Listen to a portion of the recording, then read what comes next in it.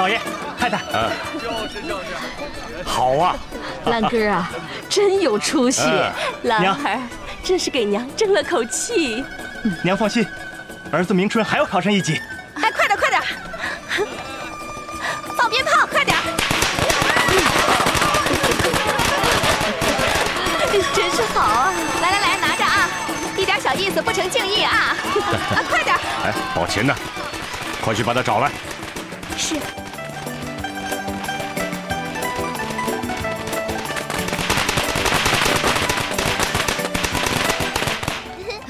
要摆个喜宴，把亲朋僚友们都请来，就摆在这荷香村，大家都来为兰儿贺喜。谢老爷。是啊是啊，我那珠儿在天有灵，也会笑的。是啊是啊。老爷、太太，宝琴来了。宝琴，你过来。我日常老是督促着你上进，可你就是不听。如今这份荣光先让你的侄儿挣下了，你怎么说？给大嫂子贺喜，多谢。给兰哥贺喜，多谢二叔。还有呢？还有，儿子从此也上进便是。那是日后的事，我说的是今日。老爷，这大喜的日子，还请父亲大人教导儿子。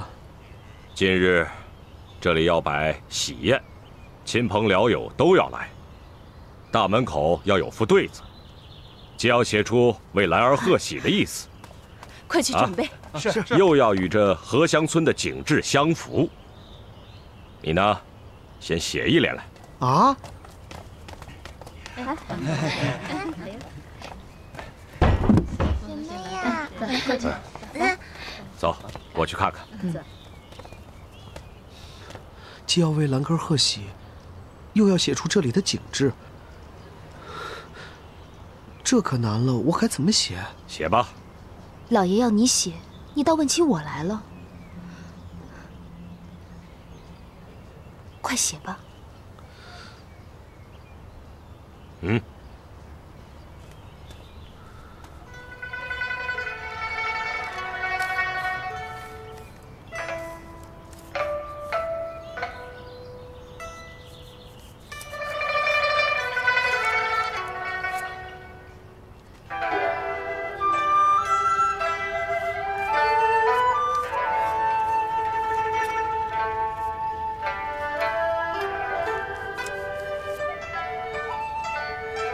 绕堤柳叶三高翠，隔岸花分一脉香。好，真是好。你说好，写的真好在哪里？这绕堤借柳，隔岸分花，自然写的是这里的景致。而这三高翠，却是从老爷这一辈算起，到兰哥这里，整整3代。这一脉香就更不用说了，不管是几代人，总是一脉相承。兰哥能有今日的成就，自然是祖宗荫庇，且能代代相传。借景抒情，亦能说理。你解得好。老爷，您夸错人了，是宝琴写得好。是啊是啊，写得好。今日算了，我且饶过你。可你要记着，学无止境的道理。这诗词杂学的功夫固然要有，最要紧的还是经文识书，岂能一丢再丢，一远再远啊！自己不上进，光靠着祖宗荫庇，那能行吗？你可记住了？孩儿记下了。二爷回来了！二爷，二爷回来了！二爷，二爷，二爷，二爷，你可回来了，回来了！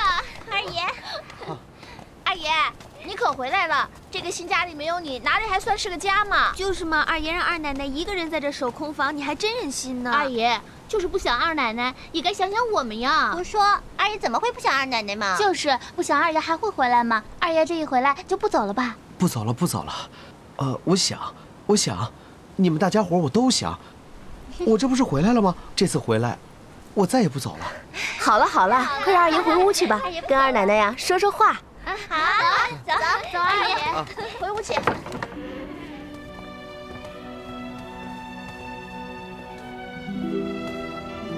哟，咱们出去吧。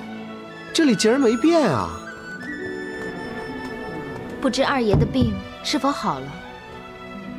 病了？我病了吗？你若是没病，我如何会说服太太，容忍你在外头疯吃了这些日子？你若是没病，我倒容忍你在外头为别的女人招魂，岂不是太自轻自贱了？哦，那我就是病了，可我如今又好了。好了又怎样？哎呀，我这不是回来了吗？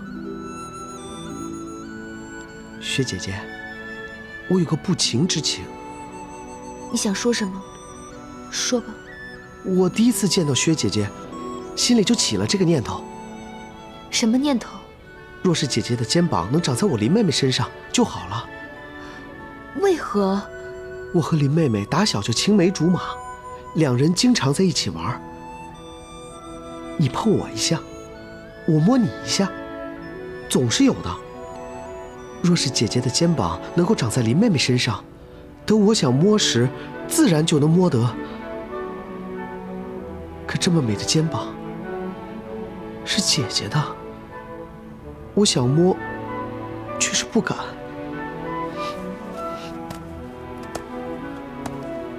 我是你的妻子，你摸好了。真的，姐姐，我真的可以摸吗？别说是肩膀，你想摸哪里都行。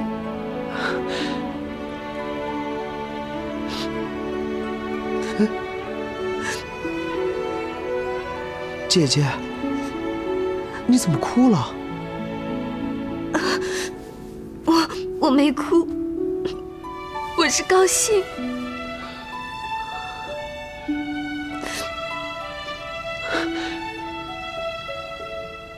有泪时，果然如梨花带雨；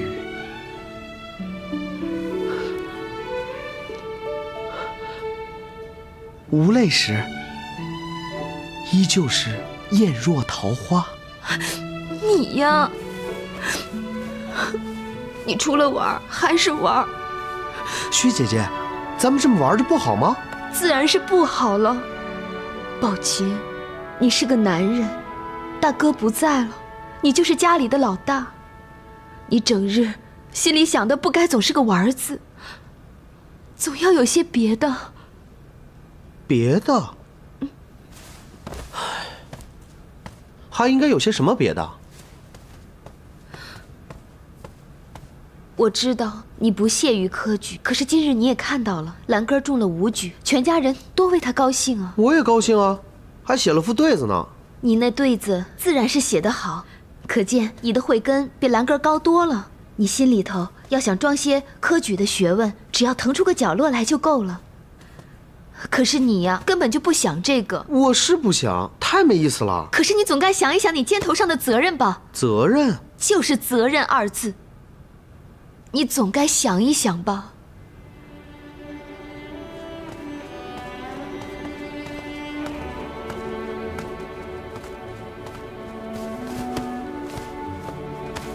我知道你不爱听，姐姐那一套又来了。我那一套究竟怎么惹到你了？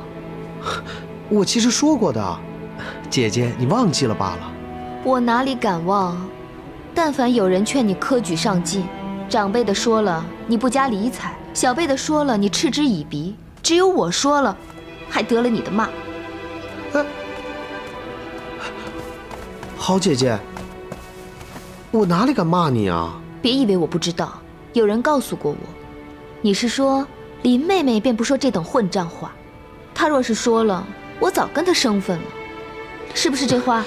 我不过劝你有点责任心罢了，你便嫌我说了混账话，这还不是骂我吗？姐姐，你要我去考科举走仕途，不是要我的责任心吧？你以为责任心是什么？就是整天姐姐妹妹在一起玩乐吗？别以为你跟哪一个姐姐妹妹都嘻嘻哈哈的，我就看不出你心里的偏向。其实，你心里头最钟情的只有2个姐姐妹妹，一个是你的林妹妹，另一个是你的齐姐姐。不对吧？其实是你才是。我哪有那福气啊？我在园子里时，咱俩见面自然多些，你跟齐玉姐姐见面自然少些。可是论心思，你我终是隔着一层。你与她，却是息息相通。过头了，姐姐你过头了。这4个字啊，用在我和林妹妹身上还差不多。你那齐姐姐说，自古来最好的2句诗是“纵有千年铁门槛，终须一个土馒头”。我知道，这也是你最欣赏的诗。可是这2句诗，当真便是千古妙句吗？你是听来觉得有如仙乐，还是心生莲花？那千年铁门槛，其实可以随便亵渎的。人能活得几岁，就按100岁算，1000年也有10代了。10代的富贵，怎么能轻易抹杀了？10代以后，就算成了土馒头，那也值得，足资骄傲。其实，更早的古人孟夫子，他说的更豁亮，叫做“君子之泽5世而斩”，5代富贵也不能轻泄呀。何况前5代本钱耗光了，后几代还可以再从头积攒起来。所以说，人生在世，正要坎外奋争，方是真正人生啊！离开人生常态，去做什么坎外人，对家族不负责任，对自身放任自流，到头来，只不过是个让路人侧目的机灵人。你觉得做这样的人真有意思吗？要我说，你是中了毒了，中了你那齐玉姐姐的毒，而且深入骨髓了。今日我给你个棒喝，你若再执迷不悟，可真要伤透我的心了。姐姐，你千万别伤心啊！我不是这个意思，我不过是说，人生在世，整天忙于仕途经济，活得太累了，不追逐那些东西，岂不是很快活？你看我，1不干涉朝政，2不忤逆伦常，3不勾心斗角，4不暴躁乖戾，不过是由着性子活罢了。你若是能跟我一样想法，一样活法，又何必伤心呢？小的时候，我也是个由着性子折腾的，只管一味快活。可是你知道，我父亲走得早，哥哥又不成才，守着寡母，哪里还能整天的撒娇使性？多亏那和尚给了个海上方，炮制出足够一辈子吃的冷香丸，不时吞服一些，这心也才渐渐的静下来，才懂得了人这一生不能由着性情，总需约束些。你看，人间多少悲惨事，皆因任性自情而生，更有多少事又因能遇性敛情而峰回路转，化危为安。你呀，总望我能跟你一样任情，我却总盼你能跟我同心。不管怎样，你总算回家来了，这是我的家，更是你的家。日后我自然还有劝你的话，却不是为了我自己，乃是为了你好。你懂我这句话，也就懂我的心了。是，我懂，我真的懂。那好，你先歇着吧，我出去一趟，晚上咱们再说话。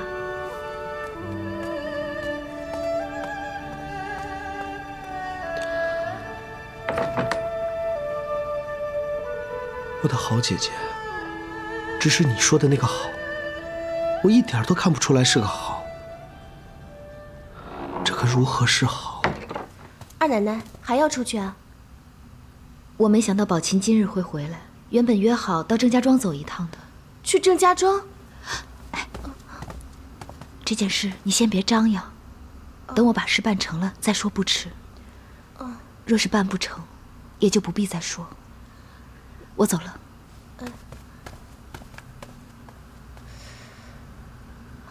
真是的，二奶奶神秘兮兮的。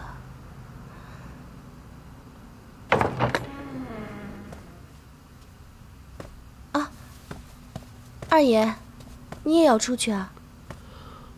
闷得我，出去走。走走。啊，我跟着你。不要跟着。啊？双儿姐姐，我知道你一颗心都在我身上，以后也该为自己想想了。别跟来。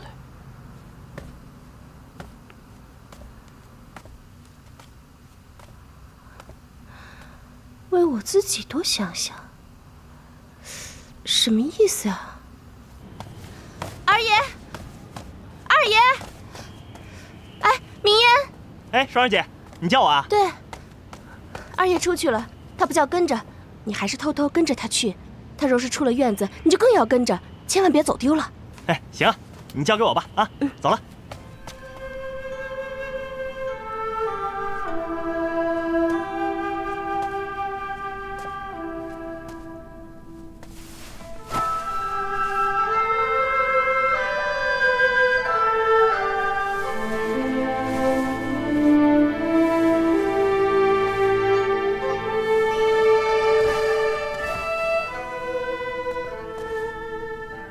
英格尔，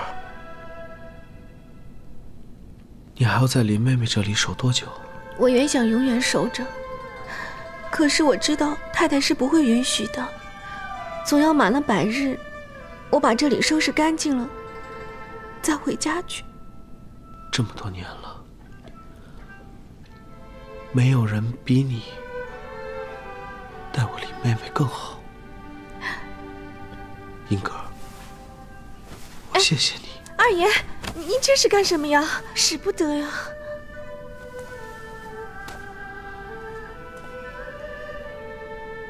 治本节来，还节去。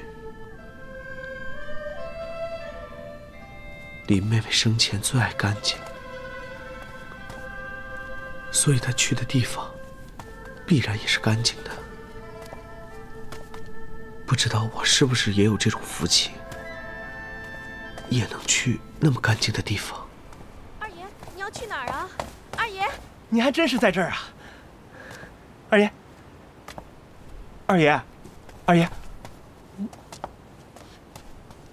您去哪儿啊？二爷，您倒是说一声去哪里啊？啊，二爷，说一声啊！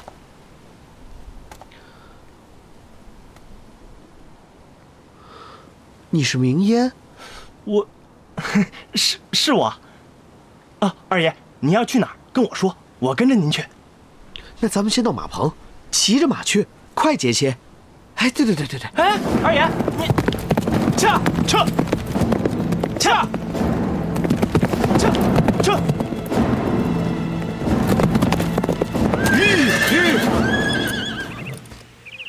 明烟，你就到这儿吧。什么？下马吧。为什么？不为什么，下去吧。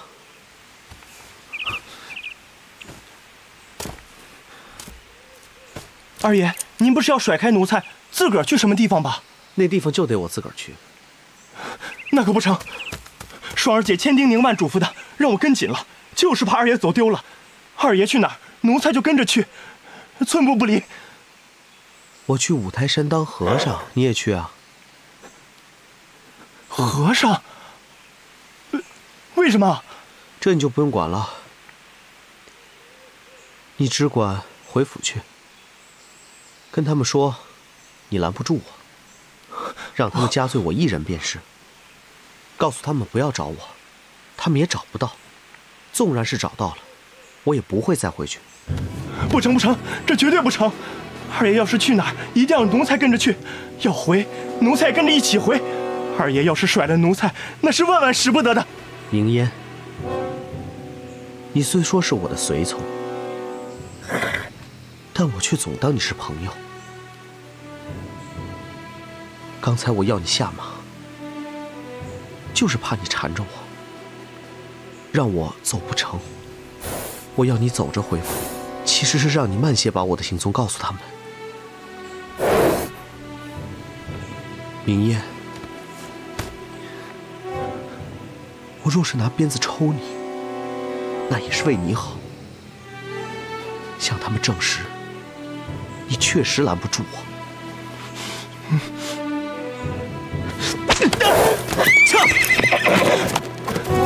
二爷，二爷，老天爷啊，这可怎么办呢？这不是秦二奶奶吗？大驾光临，有失远迎了。啊，贝勒爷，二奶奶好。你呀，少来，别以为我不知道，笑里藏刀的。哎呦，我的好姐姐，我就是真藏着把刀，也不敢杀你呀。哎，我跟你说，接到你要来的信儿啊，我家贝勒爷就哪儿也没去，一心一意的等着见你。呀，贝勒爷，真是多谢你了。秦二奶奶千万别客气，别听枕霞乱说。我今日啊，恰好也没有什么外事。你听听，你听听，我家贝勒爷呀，一见到秦二奶奶，这嘴呀就变得特别会说了。请，走。贝勒爷，我这次来还真就是特来请你帮忙的。哎，秦二奶奶客气了，一家人有事吩咐就好。今日朱大嫂子的兰儿中了武举。哟，兰哥啊，那他这下可就出息了。虽说是一家子，可兰哥的喜讯到了宝琴这儿，说的夸张些，简直就成了噩耗。准定是老爷又骂爱哥哥没出息，说他还比不上兰哥。这一回爱哥哥没挨打吧？幸亏宝琴诗写得好，就着兰哥的喜讯写了副好对子，贴在荷香村的门楣上，总算给老爷添了些光彩。那这一关呢，总算过去了。可以后呢？宝琴在老爷眼里，只要还是个没出息的这第2关、第3关，他恐怕就总有过不完的关口。哎，爱哥哥也真是的，要论聪明，100个兰哥也比不上他，就读他几本经书，考个举人进士的，给他们瞧瞧嘛。我今天来，就是为了这个。贝勒爷，我听说要入国子监，要先拿到一种恩荫监生的凭证。是啊，有了这种监生凭证，就可以进入国子监，聆听大儒讲解经书，这也算是一种学历。有了它呢，日后科举便可以直接考取举人，不必在监生秀才的一级一级往上爬。贝勒爷，我想给宝琴讨一个恩荫监生的凭证，不知能否做到？我秦兄弟就是考进士入翰林，那也是手到擒来的事儿，要这破东西做什么？亏你还是我爱哥哥的拜把子兄弟呢。我爱哥哥不是不能考，他是不愿去考。若是有了这个恩荫监生的凭证，就可以逼着他进入科举仕途。这事儿做成了，我家老爷太太自然万分感谢贝勒爷。贝勒爷您的这番盛情，他总能体会得到。有了这个凭证，正像贝勒爷说的，宝琴可以直接去考举人，这已经是走了一个大捷径。我想着，有贝勒爷在这边这么推他一把，老爷在那边那么逼他一下，宝琴只要进了考场，准定能中个举人回来。只要他能走出这一步，后头的路也就顺畅了。老天爷，你听听，我薛姐姐成了秦二奶奶之后，变得还真是跟以前不一样了。以前嘛，爱哥哥不喜欢科举，薛姐姐说说他也就罢了。现如今，薛姐姐成了我爱哥哥房里的当家人，才能想出这种围追堵截的法子。我也是让他整得我没法子才出此下策，就是给贝勒爷添麻烦了。可是这件事儿，我也只能来求贝勒爷，别人也办不到。秦二奶奶，你就放心吧，这个恩荫监生的凭证，我一定给你弄到手就是了。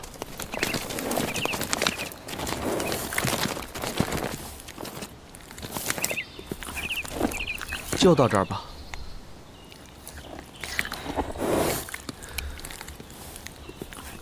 你们俩自个儿自在，去吧。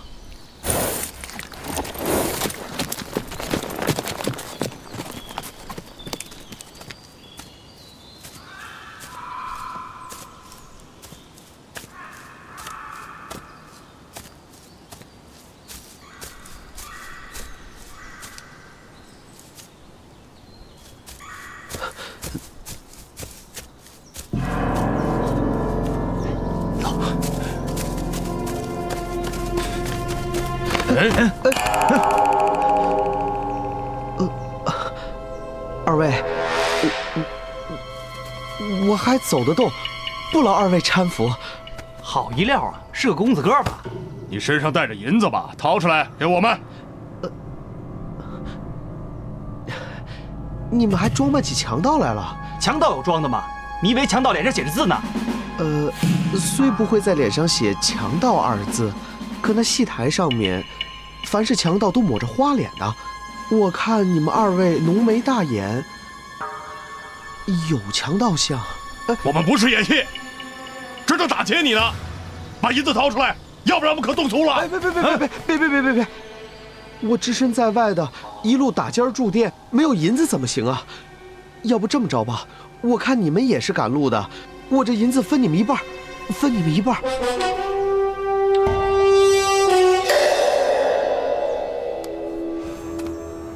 这个也剪下来给我。你既喜欢，送你便是。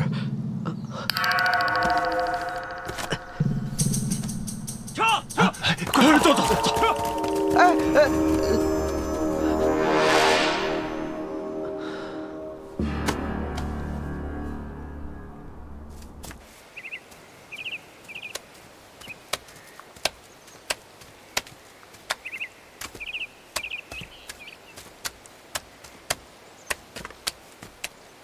姑娘，这节气还到河里换衣，你家里没水井吗？井水可比这河水还冷呢。可你那手臂要生冻疮了，回家快些抹些如意膏。秦二爷，怎么是你呀？你怎么一个人到这儿来了？二爷，你怎么跑到这儿来了？哎呦，这不是雪雁吗？太太非急坏了不可，可惜林姑娘不在了，不然她也得为你急得哭死。林妹妹是仙女，她回天界去了。那秦二奶奶呢？还有双二姐姐，她们还不是一样，到处急着找你？我就是要她们找不到我。林妹妹即使不在了，我原先答应过她的，要去当和尚。当和尚？去哪儿啊？五台山。二爷，您这是开玩笑的吧？可不能这么着。二爷，您是金枝玉叶，老爷太太的心肝宝贝儿。你要是去当和尚了，你这不是要了他们的命吗？我不过是出家嘛，哪里会要他们的命？不过说实在的，我这会儿可要饿死了。是，我家就在前面不远的村边。我回家来，正好用林姑娘和太太赏我的银子开了个小店，外头卖饭，里面住人。二爷，跟我走吧。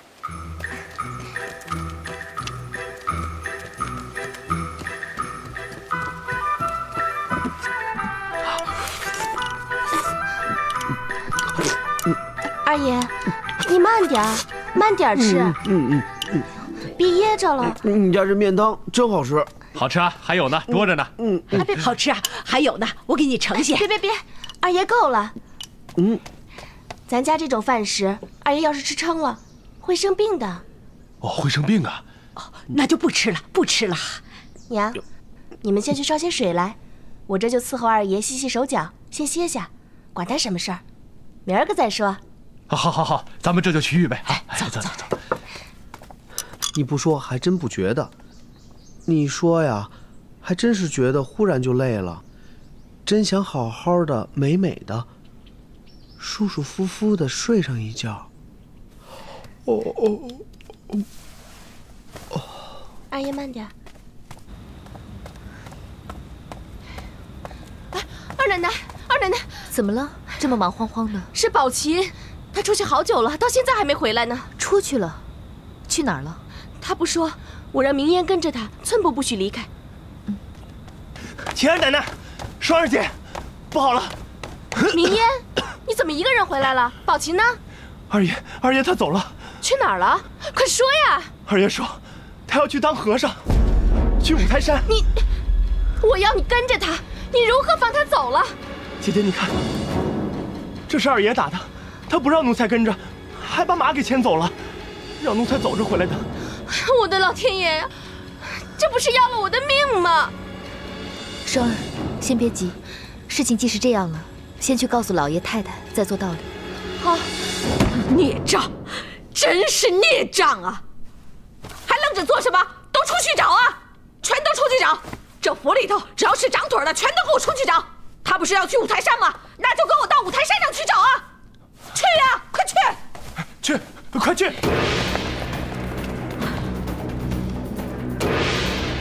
走，快！撤！快走！撤！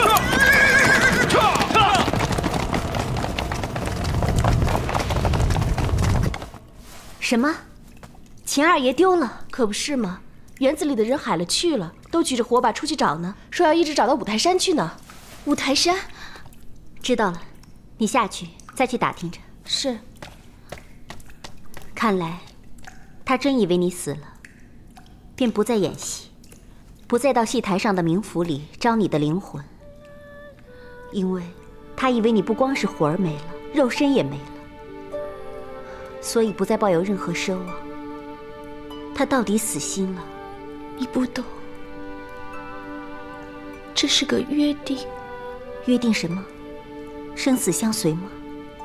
还是他去做和尚，你也去当个尼姑？你不懂，我俩的事情，你根本就不知道。好，你倒是懂，任凭他想你、念你、寻你，你偏要别扭着，存心冷落他。你看看，到底弄成这样。我就知道，你非要气死我不可。啊！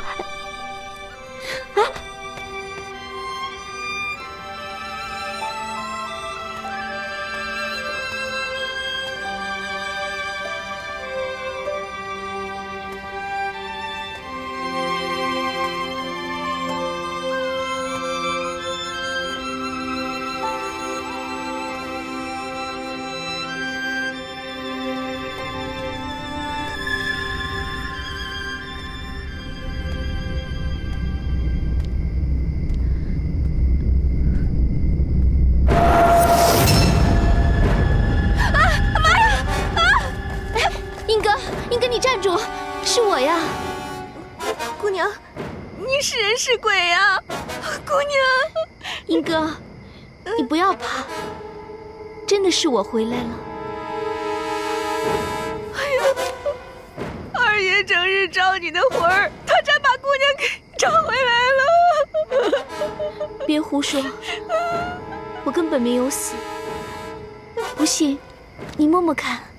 啊，英哥，英哥，姑娘，英哥，英哥，你别怕。不敢，姑娘，你别吓我，别吓我。英哥，来，你来摸摸，你摸呀。你看，死人哪里会有热乎气儿？死人怎么会有心跳声啊？姑娘，啊，你真的没死啊？姑娘，你都快把我给想死了，你都把我给哭死了，姑娘，姑娘。好了，别哭了。你快告诉我，英哥，宝琴，他临走之前是不是到这儿来过？都跟你说了些什么？二爷是来过这儿，二爷都想死你了，姑娘。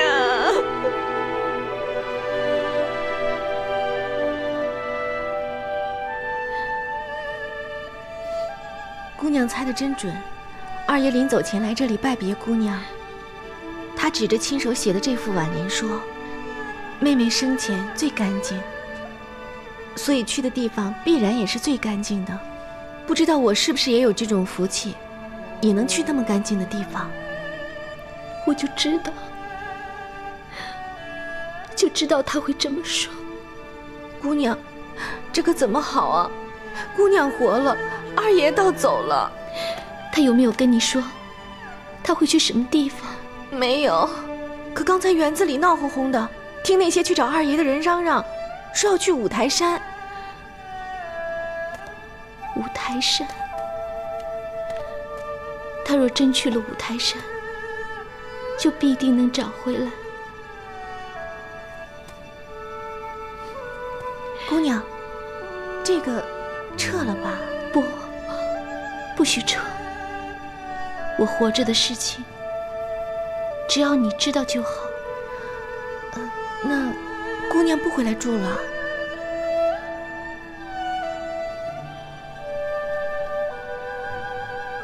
我既死在这里，又何必再回来？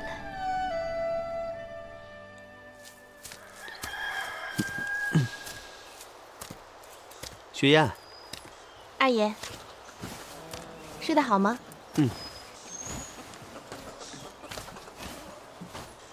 来，二爷，这出家就出家，为何偏要走那么远，到五台山当和尚啊？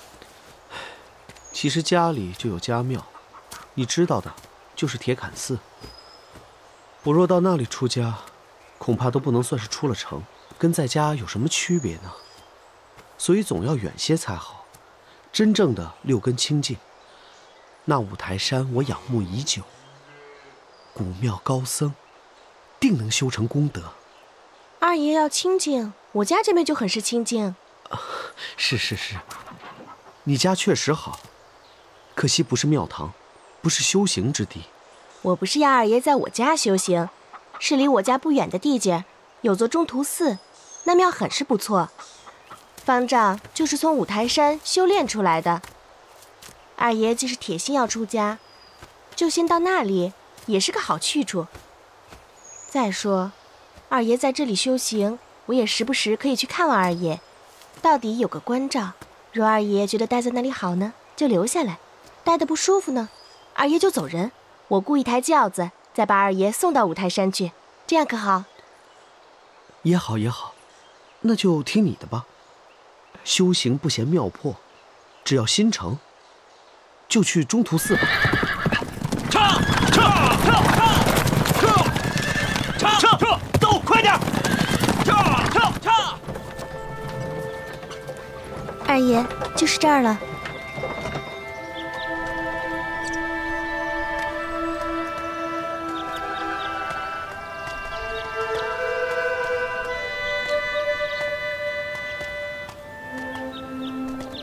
阿弥陀佛，施主可是来小庙布施的吗？我来出家。出家？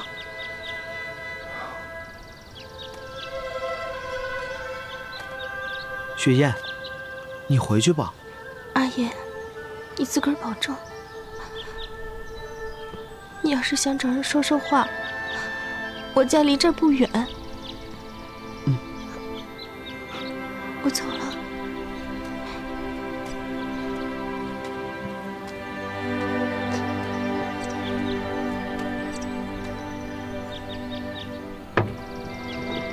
施主请。